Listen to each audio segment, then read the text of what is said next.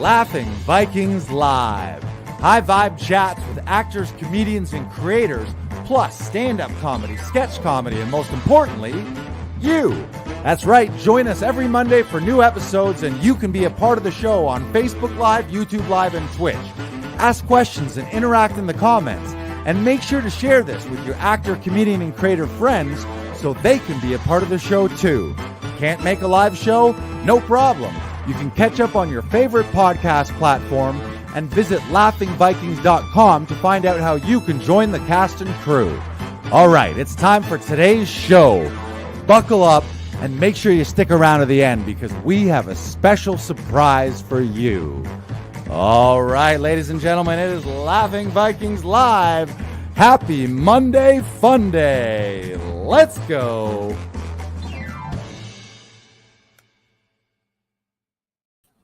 Well, hello, Internet people. How is everyone? Welcome to episode 106. 106? Yes, I believe so. 106.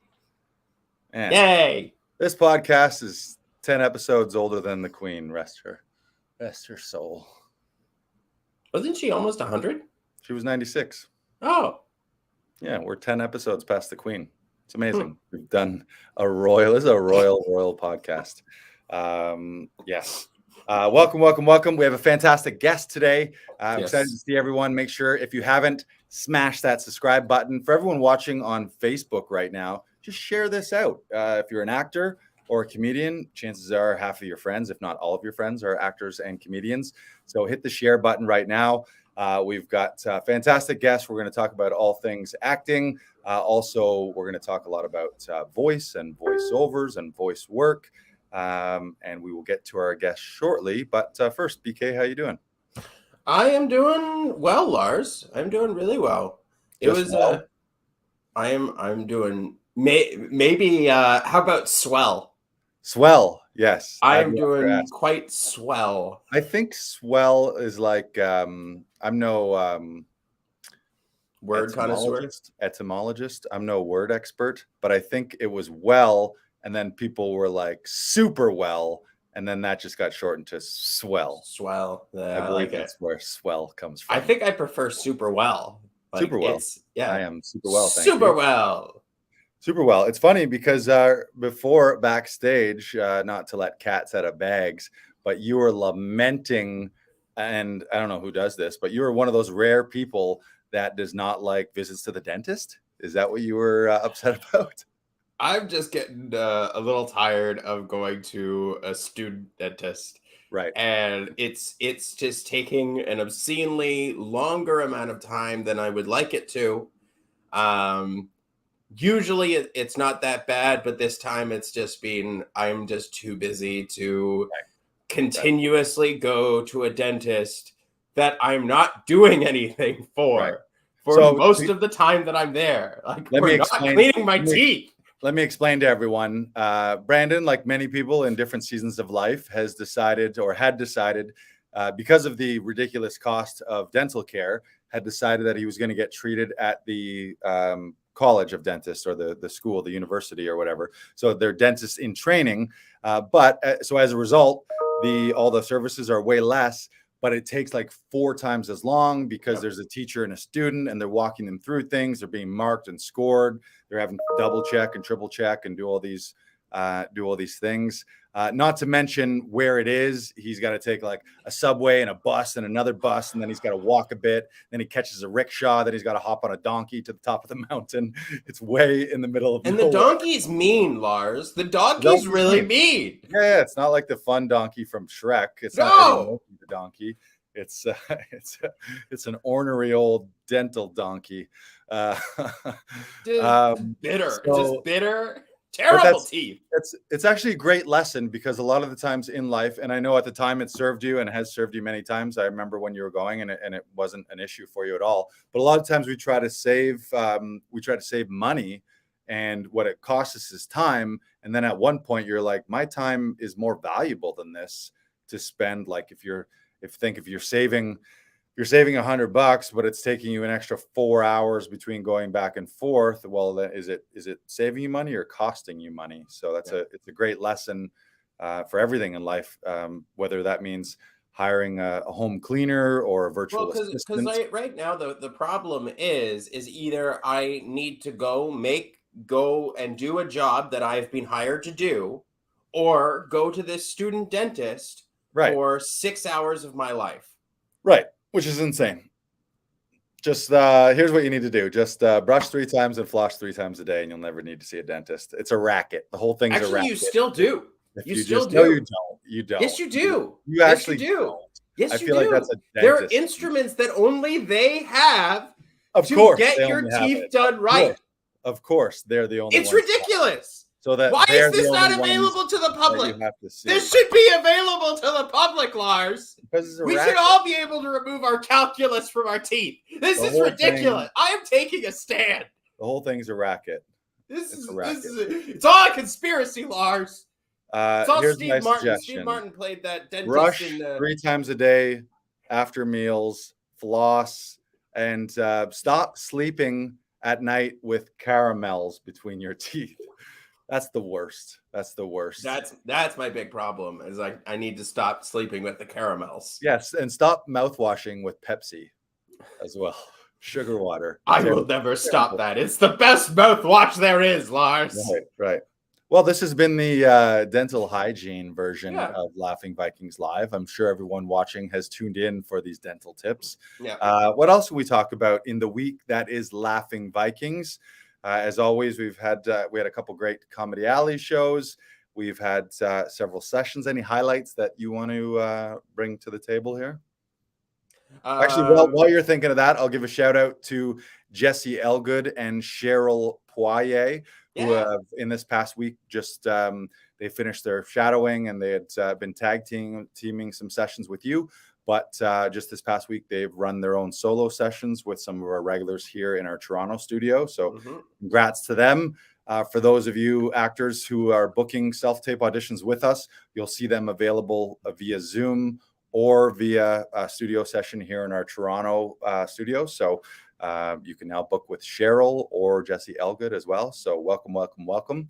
And that's what we're doing. Actually, this episode today is the first of probably 6 episodes that we're going to do to feature all of our new session directors that we brought on here, not only in Toronto, but in other places. So stay tuned for that today. Did you have something that you wanted to highlight? I just want to give a shout out to Adam Daniel Mazet. He comes in all the time, and he's always working on scenes for classes or auditions, and he's always booking. And I believe he just had a direct booking today, correct? Yeah, he was in the studio today, and while he was here, he got an email from his agent, Marla Mann. That's fantastic. So congratulations to Adam Daniel Mazet. Hello? Who froze? Did I freeze? Is it just me? Just me? Hello. Did Brandon freeze? Did I freeze? Moneen didn't freeze. Well, here we are. Oh, there's Brandon. And now I'm back. So again, I just want to say congratulations to Adam Daniel Mazet. He always puts in the work. It's always very admirable, and I just want to say congrats to you, Adam. You always put in the work, and you are a shining example to other actors in this community. Yeah, he's growing a lot. He's always in a class. Even when he's in his classes, he's doing his class homework at home and working on his scenes when he's actually at the class. But then he'll often book the studio and book a session director to come in here and work on his scenes outside of class, so that when he does get to class, he's even further ahead. So he's one of those guys where, since we've known him, he's invested hundreds of dollars into himself and into his career, and he's grown quite a bit as a result of it, and he's booked quite a bit. And even during COVID, he lost some things that he had booked that because of random COVID tests and things like that, they went back too. But congratulations. Anything else? Nope, that's it for me.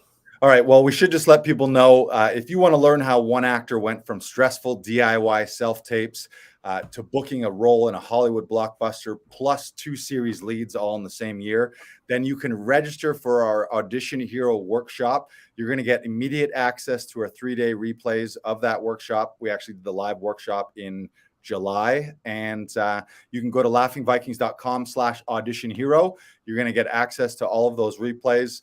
And those are 3 workshops that'll transform your audition process and help you elevate yourself into the audition hero that you were born to be. Woo! All right. And with that, we have a guest. As I mentioned, this is going to be the beginning of a series where we're introducing some new actors that we're working with and collaborating with to run sessions here through Actors Audition Club at Laughing Vikings. And today's guests, we're going to roll a clip and then we're going to bring her into the studio. So my favorite thing to say, I got to do this. This is a big one here. All right. Are we ready for it? You ready for it? I'm ready, Lars. Roll the clip.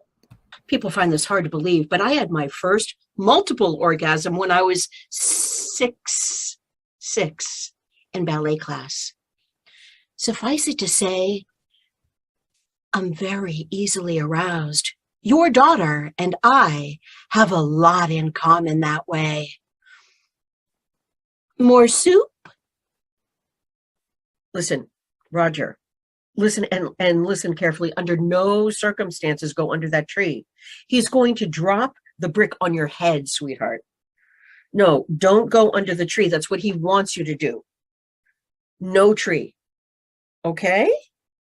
Okay. Yabba-dabba-doo! To you too. He's going to walk right under that tree. He has no more sense than God gave a screwdriver.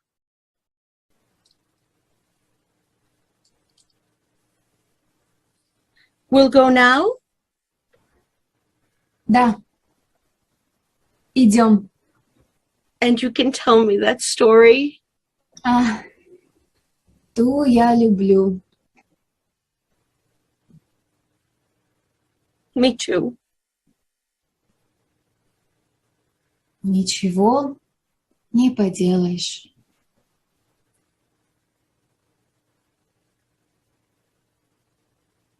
Nothing to be done.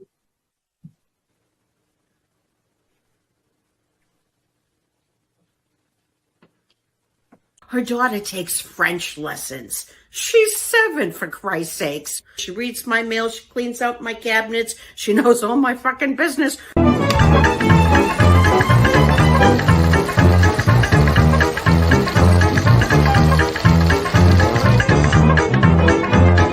I made some cash and I got the guy. So sometimes the fish out of water turns out to smell like a rose. And sometimes the thorny part of the rose ends up smelling like a fish.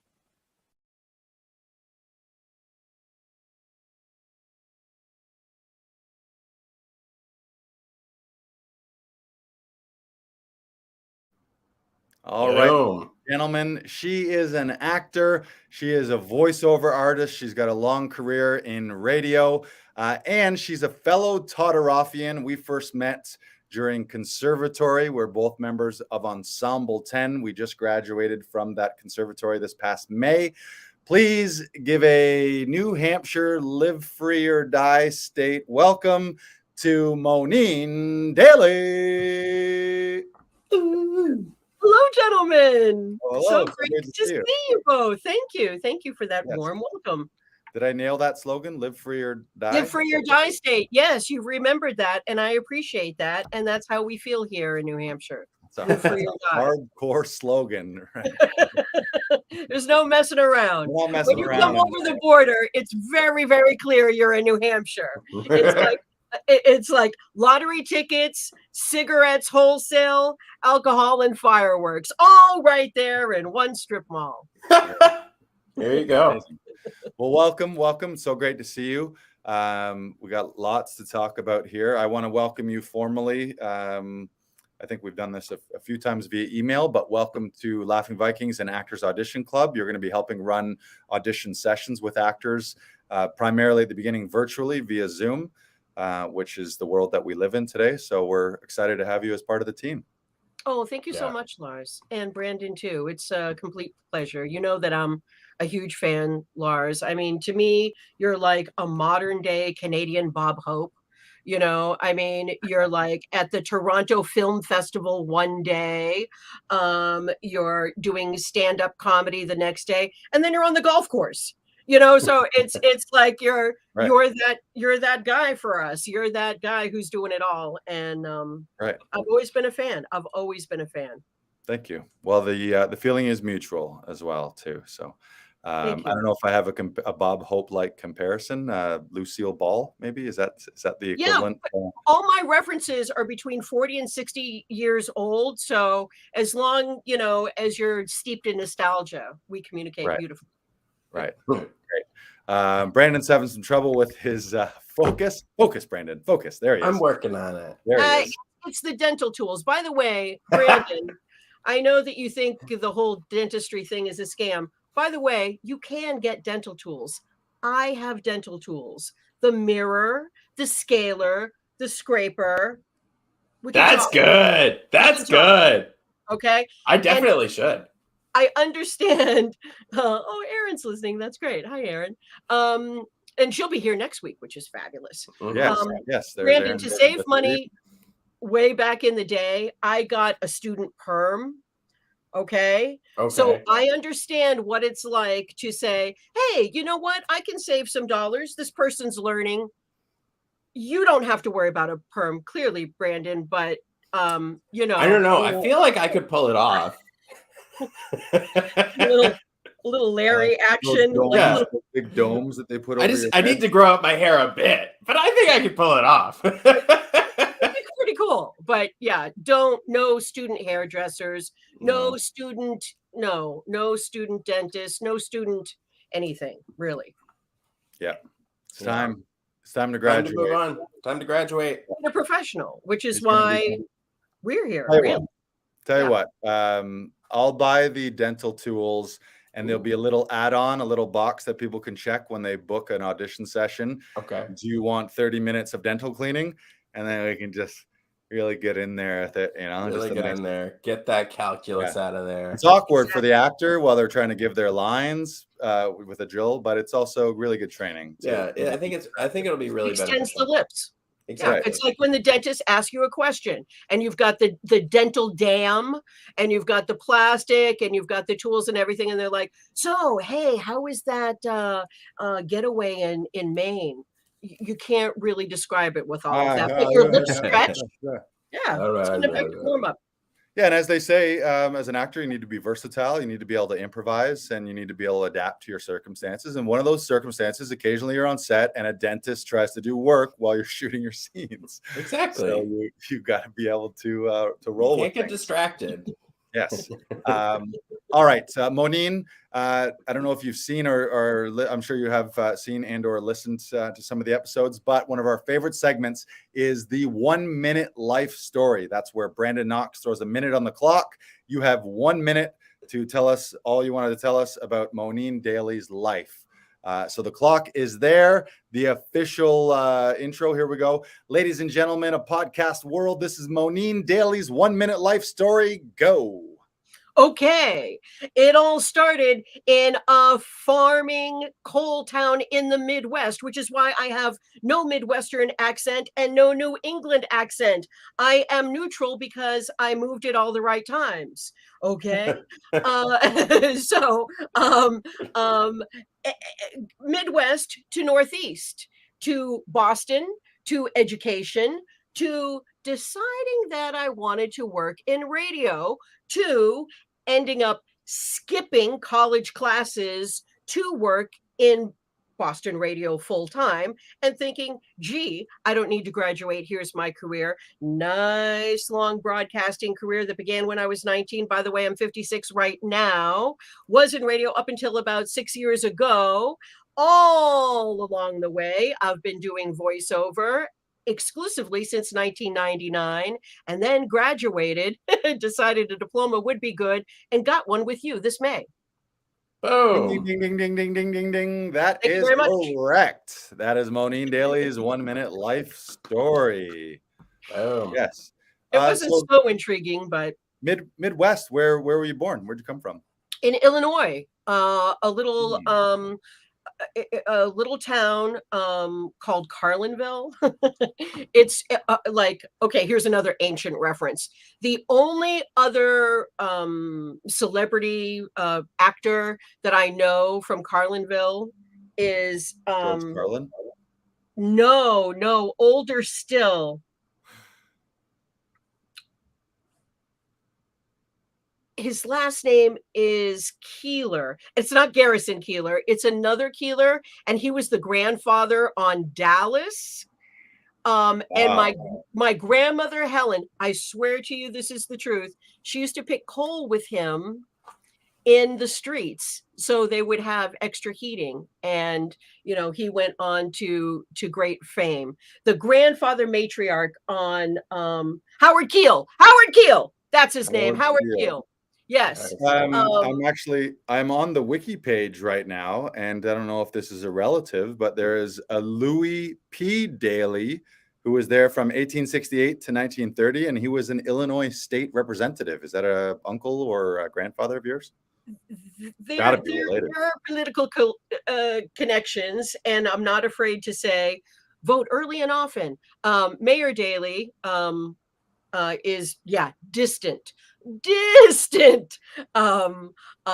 cousins, but Louis closer to the fam. And those are my people. Facts. I have a beautiful, Lars Brandon, I've got a beautiful combination of white trash and blue blood. Okay. This is what makes me, I believe, an effective relator and director, because behind me actually is the Woodman Museum, and that's the blue blood side of the family. And they my grandmother has a teapot in that museum. It's just weird dumb luck that I ended up here next door. And then the white trash of side of my family, when times are tough, we brush our teeth with corn cobs. It's that kind of desperation, you see. So there's the balance. All right. According to Lars, my mouthwash is Pepsi. So I gotta share something else from this wiki page. In the early 1900s, Carlinville became a site of a great many Sears catalog homes. An entire neighborhood was constructed of homes and was funded by the Standard Oil of Indiana for its mine workers in Carlinville at a cost of approximately $1 million. $1 million for 150 homes. And Sears Roebuck named one of the house models the Carlin. Interesting. I did not know, first of all, that you could, from a Sears, a lot of people don't even know what the Sears catalog is nowadays, but I'm old enough to remember it. But weird that you could just order a house from a catalog. Anything, boots, a guitar, a house. It was the modern, the olden day Amazon, Sears and Roebuck. No competition. And to give you an idea of Carlinville, it has a total area of 2.99 square miles, or 7.74 kilometers squared. That is a small place. It is. Yes. It's where I was born, and where I was driving a tractor when I was 7 years old. And very rural life. And my dad retired early, and that's what brought us to the Northeast. And I got a good education, and that was his goal. And I really thank him for it. So from Carlinville to the East, question, what was your very first performance that you remember as a kid or in school? When's the first time you were in the spotlight or on a stage? It's a great question, and one that I often ask talent. The thing that comes to my mind really is the first time that I made my mom uncontrollably laugh. And I was really, really young, and we were looking for a restaurant in Newburyport, Massachusetts, which is on the water. And we had become disoriented, and she was trying to remember where this particular seafood restaurant was. And I said, well, why don't we walk down that way? And she said, and she said, no, it's on the water. And I said something like, well, how silly of me to think that a seafood restaurant would be near a pier, because she wanted to go in the other direction. It's not that funny, except for it was specific to the situation. And I saw how she relaxed and laughed because she was like so tense about this. And again, I was, pretty young, single digits, and it just made an impression. And like a lot of us performers coming from an environment, a household that maybe had some dysfunction or some irregularities, my job was absolutely to keep it up, keep it light. And those are my early interactions with knowing how important humor was, how important and how valuable it can be to take a moment and flip the script, and take something that's really shitty and turn it into something really funny. I was educated by Catholic nuns, so there was not a lot of pleasant memories, because most of the time when I was performing in Catholic school, I was severely either physically beaten or reprimanded verbally for it. So so I'm a survivor. I'm a Catholic survivor, but I think the family humor is the biggest thing.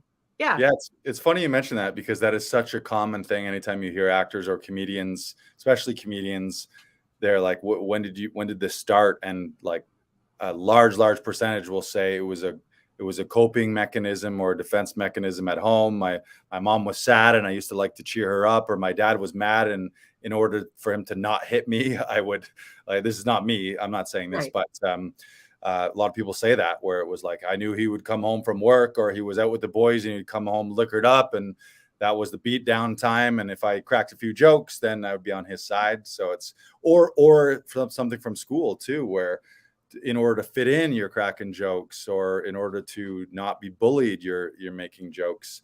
And I mean, in life, I think that is what humor is. It's a coping mechanism to deal with all the other shit, so we don't go insane. Right. And it's such a like the worst scenario. It's like, I've been at funerals before where it's a terrible circumstance, and it's like a loved one whispers something in your ear and cracks you up in what normally would not be a scenario where you'd want to be laughing, but it brings some levity to the situation. Exactly. Yeah. And it's such a fine line, everything is absurd, everything is absurd, even death, and dying, my son created a really funny, I don't know that we want to go down, this kind of storytelling lane, but my mom, since she just came up, on her deathbed, we had like all but said goodbye, and it was really peaceful. And I gave her a manicure and a facial, and she was seeing my grandpa, and she was kind of off somewhere. And my son, who was wearing like a tie-dye Hampton Beach crazy sweatshirt, was just not quite paying attention to the scenario. And he clapped his hands really loud and said, "Grandma, I love that you moved the bed closer to the window." And she kind of came to, and we did the whole thing all over again. And he was just so, like exactly what we're talking about, was kind of uncomfortable with the silence and just started up talk. And we had like another visit, and we all laugh about it. We're all, it's a funny memory. It's a funny memory. So I think recycling emotions, taking things that have happened to us, being able to have our emotions easily accessed but managed, is really the work of the actor and the director together, because sometimes it can be overwhelming, but it can be recycled, reused, and repurposed, all of our emotions. And if I wasn't able to perform and work with performers, I would for sure be nutty as a fruitcake. Yeah. More nutty. More nutty. Functional nutty, as I say now. Yeah, I But love that. Thank you for sharing that about your mom too. So that was your first memories of performance was for her. What was your first professional gig? I don't know if that was acting or if that was radio, but tell us about that. oh, thank you. Thank you. Yeah. The first professional gig was radio. And like I said, I was 19. I decided on the summer from my freshman year, I'd work at maybe a local radio station. I called them every day, and the program director had no interest in me whatsoever. But he said, hey, why don't you call back tomorrow at 11? And eager beaver, hey, I want to do a great job. I would call every day at 11, and I was so goddamn sorry.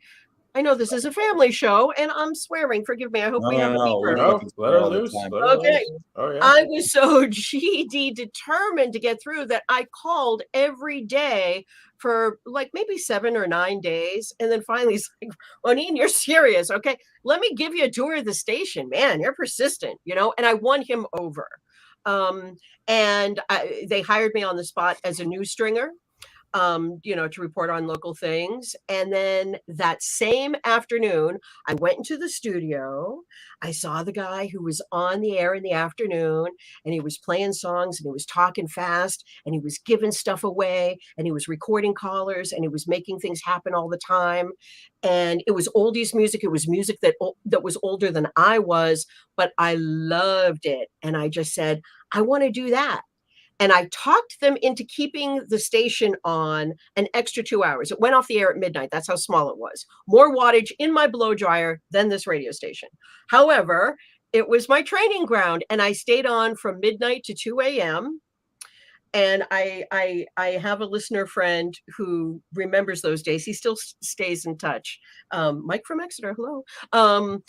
And then by the end of that summer, I just worked at it. By the end of the summer, I was driving a 59 Ford Fairlane convertible and doing beach reports and earning a salary that was beyond what I ever thought at that age. And I'm not proud of this, but everything was from the streets. I learned from the streets, and I learned from kind of blind bravado. And since this is a little bit of a mommy fest with telling mommy stories, she never questioned that I could do anything. And she'd make me like little roast beef sandwiches and pack things up because it was a 6-hour shift.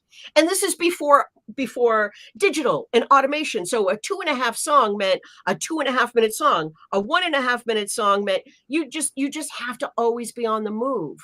And I loved it. And I went straight from New Hampshire to Boston, and things just happened. It just really, like I said, blindly, just like, do I know how to do that? Yeah, when I didn't know.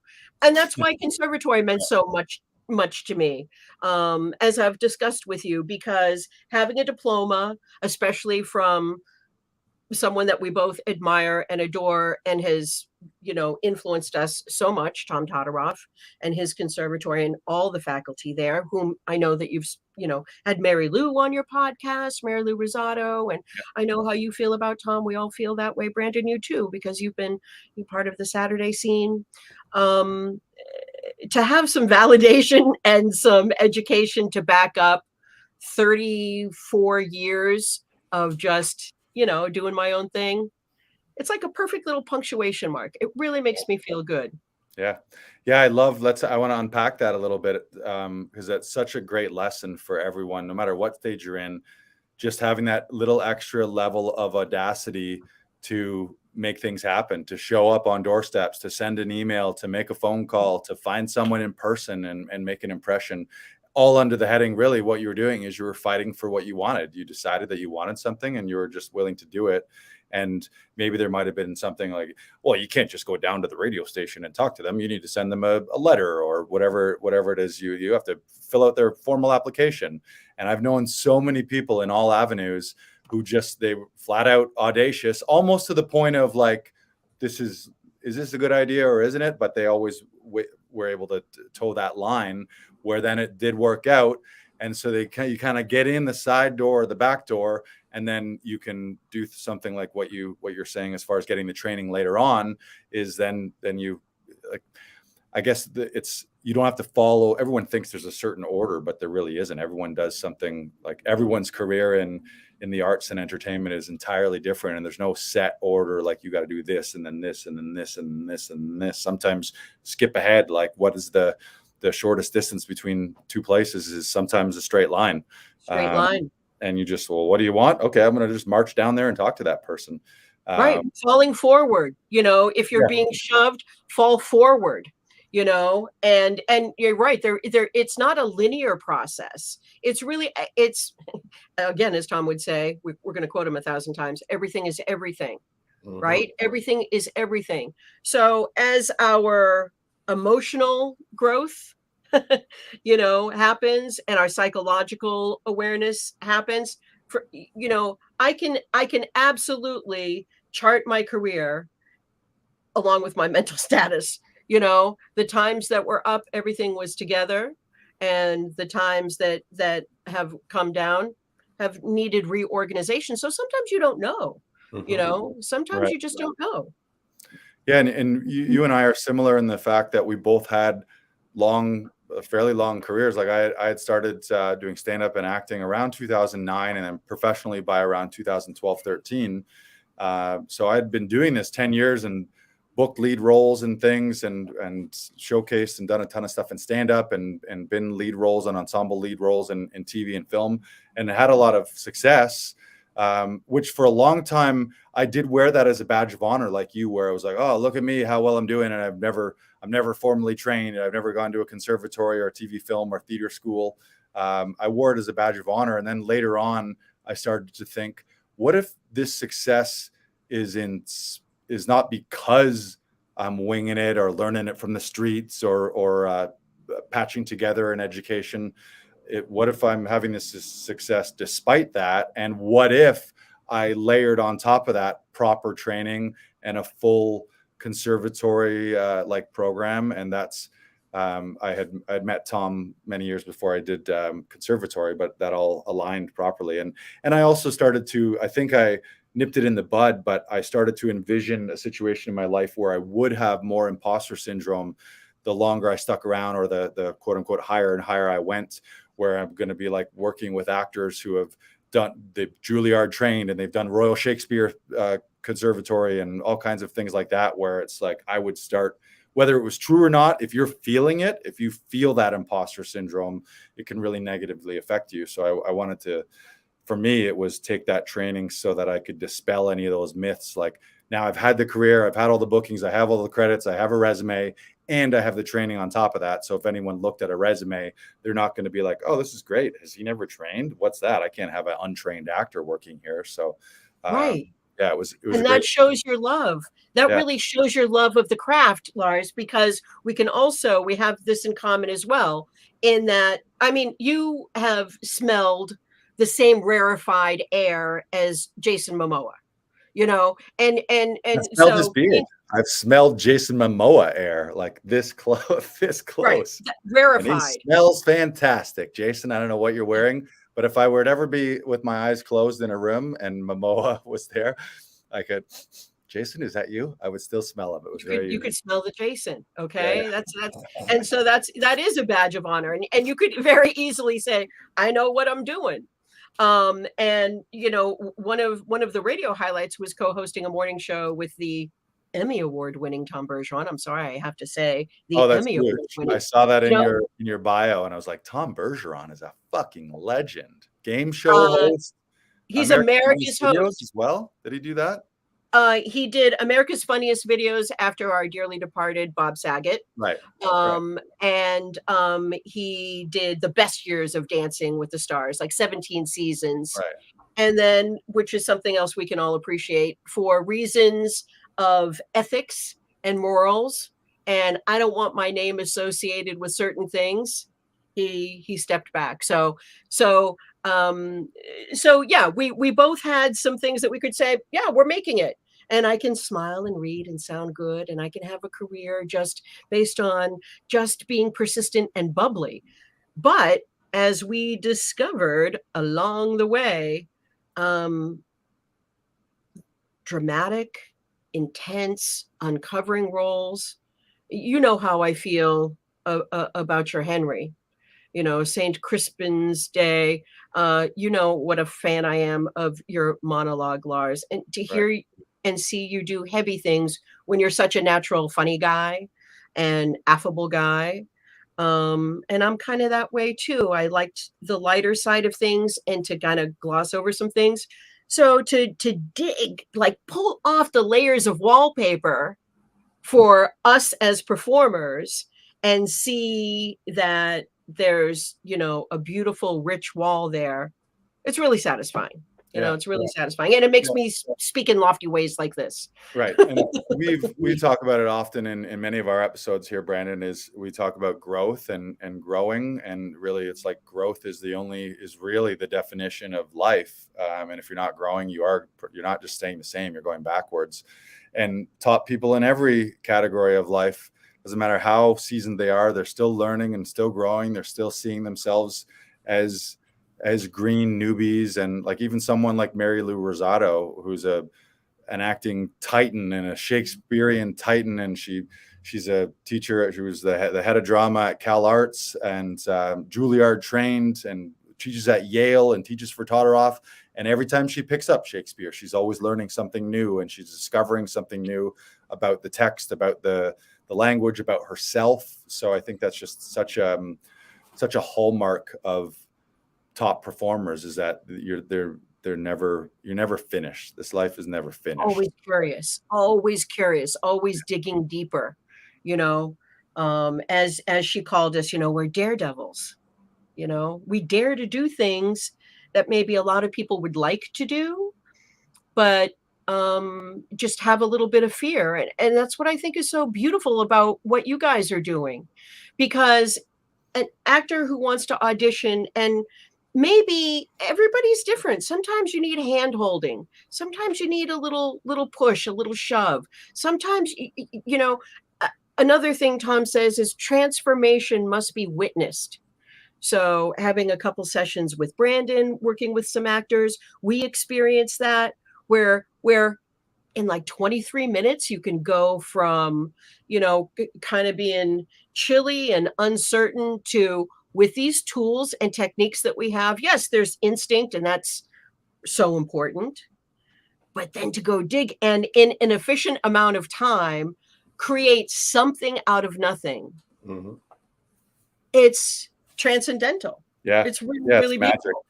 And I think that's something that draws actors year in, year out to Tom, as they see him work with someone, whether it's a monologue or a scene, and after they do a cold read take or just their take, and then some 20 minutes of tweaks, and then you watch the final result and you're like, this is night and day. Now I'm watching this fantastic, super engaging scene where maybe I was watching something that was kind of flat and detached to begin with. So yeah, it's amazing. And that's what you guys do. You know, that's what we're doing and you're offering. So Brandon, you got questions? BK Broiler? Well, I think we're going to be rolling a clip soon. Okay. So if you want to roll a clip, do you want to roll the clip? Today's forecast? 100% chance of hydrated skin. Clinically proven to lock in hydration with hyaluronic acid. Skin so supple and hydrated it bounces back. Neutrogena. Meet the Encore GX, an intelligently engineered 5-person SUV that's been crafted to adapt as you do. Explore at Buick.com. He told me if I do a good job, I get a wafer. We only use 100% real Idaho-grown potatoes in our super crispy fries. We're not saying other potatoes aren't worthy. We're merely implying it. Find all 9 varieties in your grocer's freezer. Why choose PayPal Working Capital? Flexible payments. 1 affordable fixed fee. No credit check. Funding in minutes. This is Mo of MoVibe.com. I've been a PayPal business customer since 1999 and just paid off my 9th PayPal Working Capital loan. Thank you very much. You can get one too. Apply now at paypal.com/workingcapital.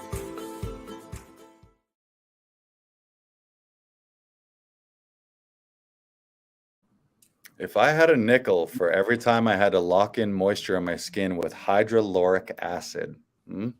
Hyaluronic acid. Hyaluronic. Okay. So Hydrolonic. Yeah. yes. You don't want to mix those up. Hydrochloric acid. Oh, no. Oh, God. This is the wrong acid. It's burning. My face is burning. Yeah, some big brands there. Yeah, the voice of Idaho potatoes, PayPal in there.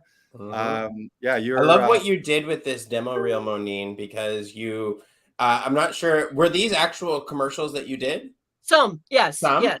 Yeah, some real, some demonstrative, yes. Okay. I love how you put the visual in there as well, because it makes it more appealing just to viewers, because like now we get to actually just watch the commercial and listen to you at the same time. And I think it's great what you did with that.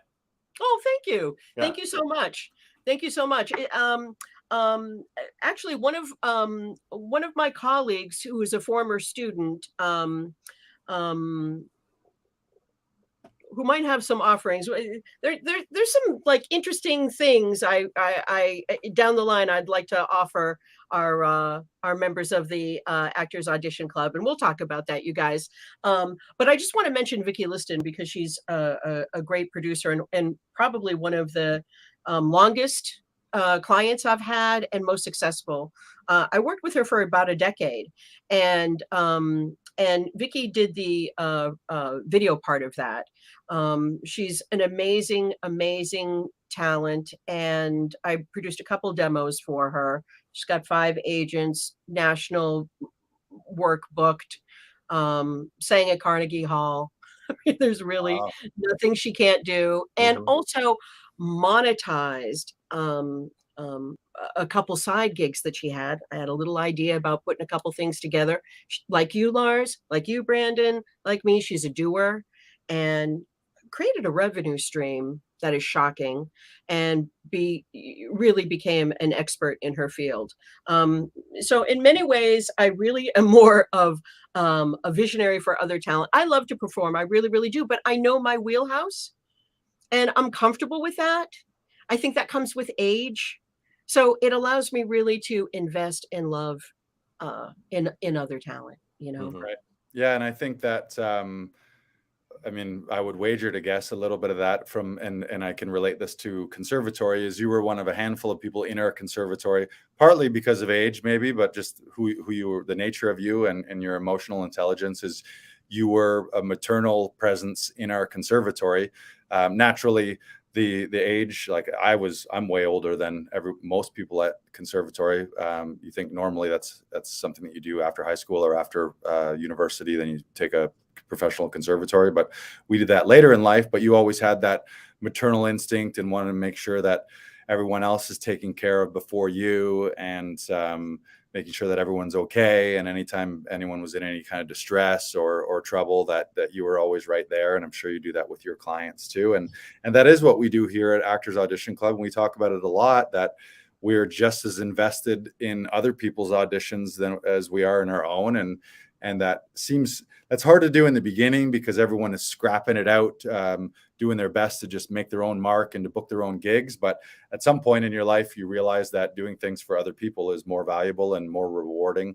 And we get that paternal or maternal feeling from our little babies when we find out, oh my God, you booked that thing that we helped you with. And we spent an hour here in the studio tweaking it and crafting it. And then now you booked it. And it's a 4-figure, 5-figure, 6-figure thing that's a life-changing role for that person and their family and their career. So yeah, it's amazing. And I just want to acknowledge you for having that type of, I mean, love is the word, to love other people enough to put them first and to want to help them. You alluded to it, Moneen, but why don't you tell us real briefly, and we can expand on this later and potentially do an offering to people. But you help actors with their voice demo reels and voiceover work. So do you want to explain a little bit what you do at MoVibe? Sure, absolutely. So I work with a lot of clients one-on-one, emerging talent who are finding their feet and need some coaching and need a demo produced for them. That's perfect for them. And unique to them. There are a lot of cookie cutter production houses out there. I've been subject to it myself in the past, and really I worked with a very large production house in New York, and I withdrew from that situation because it started to turn into McDonald's, and I really want to focus on the talent. Um, so I'm really proud of the demos that I've produced for other people, because it sounds like them, it feels like them, and there is some heart to it, I believe. All the way to seasoned people. It doesn't matter if you've been at this for 3 months or 30 years. And I have produced demos for veteran broadcasters who have been in the business for 30 years. And there's always something new to explore. And also, we can't forget how important the fun factor is. I mean, I know that you guys never forget the fun factor, but sometimes in this isolated world, if talent are working on their own, they just need to be reminded that you can be a risk taker, that it doesn't cost you anything to challenge yourself, to go beyond. Another great quote is, there's no such thing as going over the top as long as you bring specificity with you. Okay, because as we know, you can bring somebody down. You can see a performance, you can bring somebody down, but you can't really imagine what they would be like elevated. So that's a lot of what I do, and figuring out what people need and want. There have been white collar people who thought they were going to be a narrator. One particular circumstance, we started getting into things, turned out to be a stand-up guy, just because we uncovered.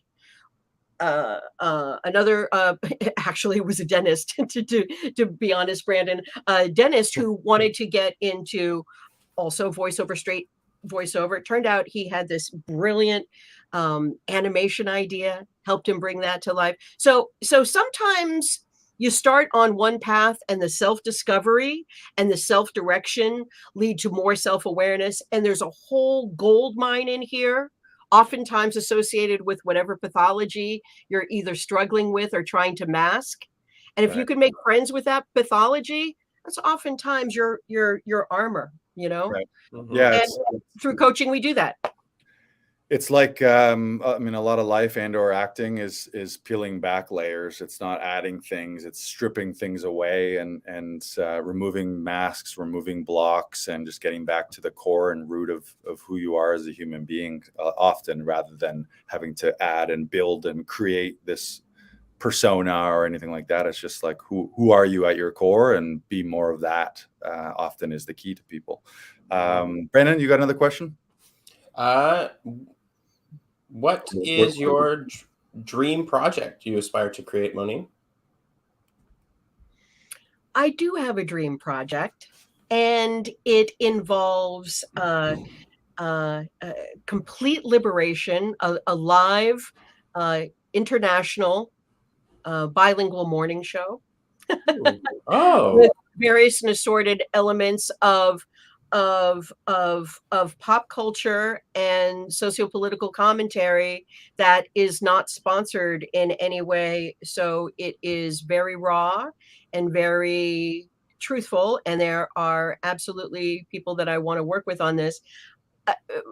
Fortunately, be careful to complain about the problems you have. Fortunately, I've been working enough where I'm busy enough doing my own thing, but it's brewing, it's growing. You guys will know about it, and it absolutely involves our Ensemble 10 with our universal back padding, our end sign. Yeah. What about Tommy Bergeron? Is he going to get involved? Who? Tommy Bergeron.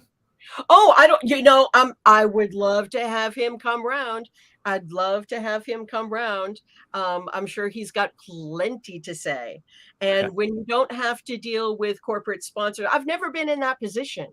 I've never been in a position where I haven't signed until recently, of course, where I've signed something where you can't do this on social media, you can't do this, and your name represents this, and blah, blah, blah, blah.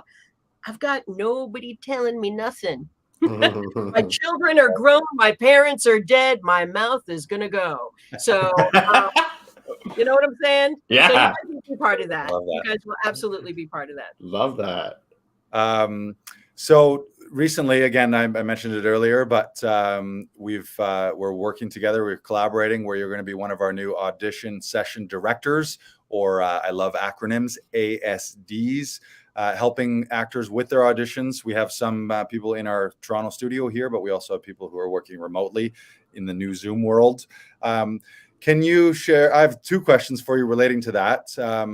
One is, what excites you about that opportunity to be working with other actors and helping them virtually or remotely via Zoom on their auditions?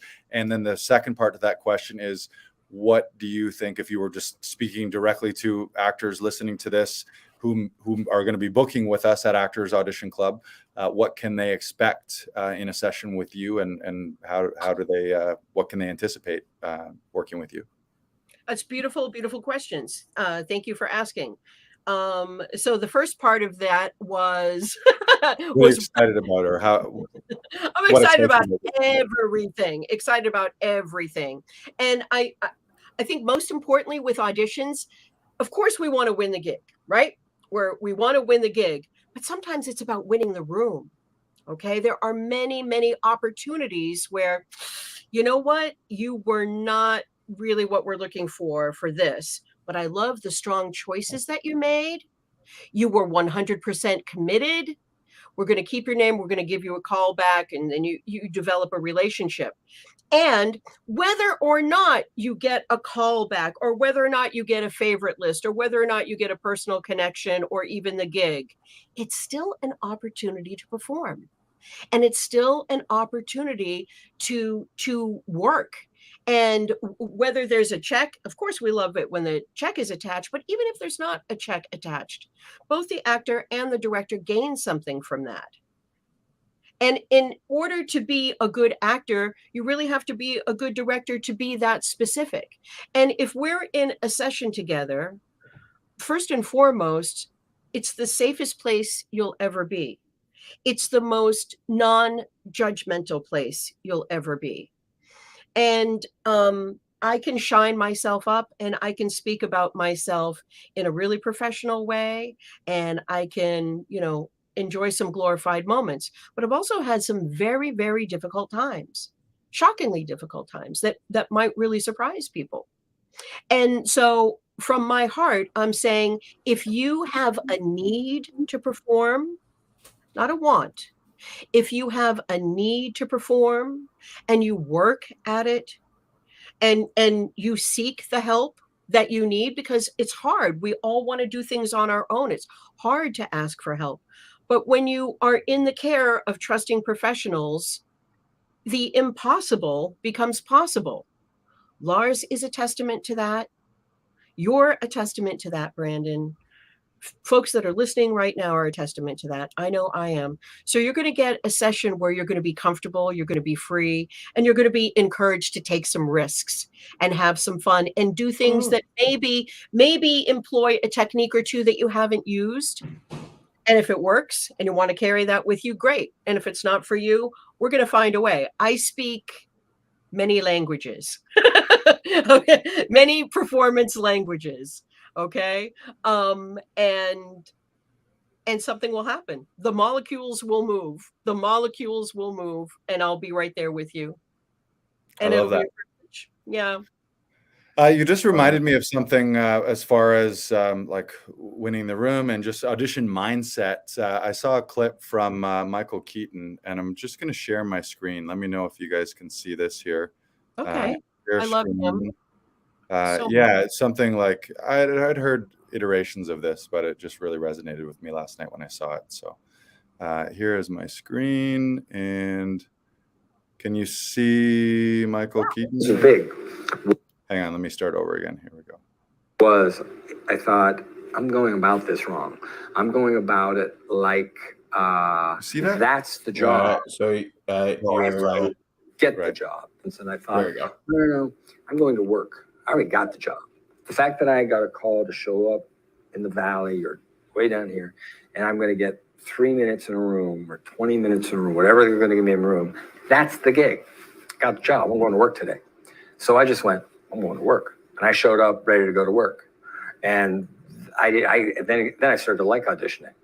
I started, yeah, okay. And it was getting it or not became, I mean, there were times where you're really, really disappointed because you really wanted and thought you got it. I'm not going to lie. But mostly it was like, it's not even the point. The point is go to work. Then tomorrow I'll get another one. I'll go to work tomorrow. When I finally figured out about auditioning, and this was big, was Yeah, it's so great. I mean, what it is switching from outcome and expectation orientation to process orientation, where it's like, I'm going to love the game and love the fact that I get to express myself and perform and create a story and tell a story. And then I'm going to detach myself from whether or not these people think that I'm the guy or not. And if it works, great. If it doesn't, but this is me and this is what I'm doing, and I'll do it again tomorrow. Yeah, I love it. That's a beautiful quote from a beautiful guy. One of my favorite Michael Keaton interviews is, excuse me, I got literally choked up thinking about Norm Macdonald. Oh, yeah. Okay, so we love him, and he's passed. His last show on Netflix, where he interviews Michael Keaton, they talk about, I don't want to give it away. It's short. It's like maybe 17, 20 minutes. Go watch that interview with Norm Macdonald and Michael Keaton, and you'll just fall in love with both of them all over again. Amazing. I can't believe I really just got choked up over Norm. You know, it's interesting. People are so truthful at the end of their lives, you know. Wow, I really brought down the room. That was very depressing. No. We love Norm. It's very interesting for people just to let loose and be authentic and truthful. It's so liberating. Any final questions, Brandon? Moneen, what advice would you give to your past artist self? Oh, so your artist self that's just starting out, what would you say to them right now? Chill the fuck out. Calm down. Slow down. Enjoy it. Enjoy it. Let go. Don't white knuckle it. Don't white knuckle it. You don't have to. You don't have to. It's not about the kinetic energy. It's about the psychological energy. Yeah. And employ the pause. Employ the pause as another instructor, Margie Sharp Douglas, you know, with the Alexander technique, pausing, you know, keeping that reptilian part of my brain from taking over. That's what I would tell my past artist self. But at the same time, current artist self respects past artist self, recognizes the tapestry that was woven. And if you pull any of those little strings, it all falls apart. So we should really not worry so much about the past or the timeline, as we've sort of talked about. Oh, I'm not keeping up with him. Oh, he got this, she got that. Put the blinders on, like the racehorse. Put the blinders on. Self-focus. Love that. Love it. Great answer. Any final thoughts? Anything you want to share, Moneen or Brandon? You've been so generous in letting me just blah, blah. You know, I'm a tangential speaker. You're great. I love talking about it. I love doing it. I especially love people who care so much about the craft as you guys too. And I never thought that I would be a person who would say the craft. And I mean it with respect. It's truly an honor. Every day is an adventure. Every day is different. And you know, sometimes sometimes there are close calls. Sometimes, you know, my kids have, again, they're adults now and they're successful young adults. They always say, you know, maybe times were a little tight or we had to go without this or that, but we've always seen you do your own thing. You've never answered to anybody. And I raised my own children. I was able to have a home studio in 1999. you know? So there's power in running your own life, you know? You got to run your own life. Don't let it run you, as Loretta Lynn would say. I don't know why a Loretta Lynn quote came up, but you got to run your own life, little girl. Brandon, anything you want to add? No, that's it for me. So I'll say this to all the actors watching. If you need help with an audition, you can go to laughingvikings.com to do that. You can book a Zoom session or a studio session. And you can also access things directly through our Instagram profiles or Facebook profiles, the link in bio, at Actors Audition Club or at Laughing Vikings. And we're pleased and happy to say that Moneen is one of the session directors that you can connect with. Also, be sure to reach out to MoVibes. Is it MoVibes.com with an S? It's actually getmovibe.com. Getmovibe.com. We'll link it up. It will be linked in this video. In the description, in the episode description, and also Actors Audition Club members, stay tuned because I'm sure we can work something out where we collaborate and connect you with some of Moneen's voiceover and voice demo services. That would be great. For sure. Got a little something special. Awesome. Thank you guys so much, everyone, for watching, for listening. This episode will be up on all the podcast platforms shortly. We'll let you know about it, Moneen, and we'll link you up to that. Also, the other thing that people can do is if you are looking for help and you want to become a member, our enrollment is closed right now, but you can join the priority notification waitlist and you can be one of the first notified when we do open the doors again to Actors Audition Club. Go to laughingvikings.com/join. And you can throw your name on the list. And when we do open those doors, you'll be the first to know before the general public. And you can hop on board with Actors Audition Club. And what do? We help actors shoot professional auditions without tech troubles, without stress, without having to bug family and friends, so that ultimately you as the actor can focus on your craft and on your performance and book more roles in TV, film, voice, and theater. Boom. Right on. Woo! All right. This has been great, Moneen. Thank you so much. We love your energy. We love the Mo vibes. Happy to have you as a part of the team here. Thank you for everything that you contributed throughout the entire year. You're a really special person to all of us in conservatory, and we know you do a lot of great things for your clients. And just thank you for championing artists and actors, and just for being such a special person. We love you. Thank you so much, Lars. That means so much. I the same to you. You know that. And Brandon, this has been great. Really special time. Yeah. Thank you for joining us, Moneen. Thank you for joining us wherever you are right now.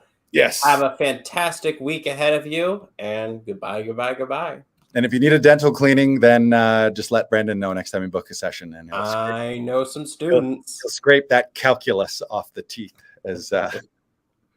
I got the tools. Yeah. And I will have the tools. Thank you. And All right. have a See you great next week. week, everyone. Thank you so much, Moneen.